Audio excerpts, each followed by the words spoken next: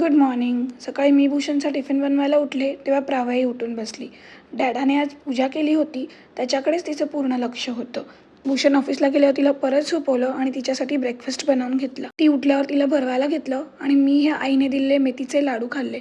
थंडीत खाल्लेले खूप चांगले असतात. मला खूप जणांनी विचारलं की मी प्राव्याला पाणी कशी पाजते, तर मी तिला ग्लासने पाणी पाजते किंवा चमच्याने पाजते. मी तिला बॉटलची सवय लावली नाही. प्राव्या दिवसेंदिवस एवढी मस्तीखोर होत चालली आहे. आज तर तिने हे कर्टन्सच स्वतःभोवती गुंडाळून घेतले होते. लंचमध्ये मी तिच्यासाठी ओट्स, टमॅटो आणि बीटची खिचडी केली. त्यासाठी कुकरमध्ये घातलं थोडंसं तूप, त्यावर राई, जिरं, थोडीशी लसूण, बारीक चिरलेला टमॅटो, किसलेला बीट, थोडीशी हळद, सगळं छान परतून घेतलं. त्यानंतर त्यात भिजवलेले ओट्स घातले. अर्धा ग्लास पाणी घालून छान कुकरला 3 ते 4 शिट्ट्या येईपर्यंत सगळं शिजवून घेतलं. दुपारी तिला झोपवलं, पण तिला खाली झोपायचंच नव्हतं, म्हणून मला तिला असंच घेऊन बसावं लागलं. थोड्या वेळाने तिला खाली ठेवलं आणि आत जाऊन बघते तर बघा हिची झोपायची नवीन पद्धत.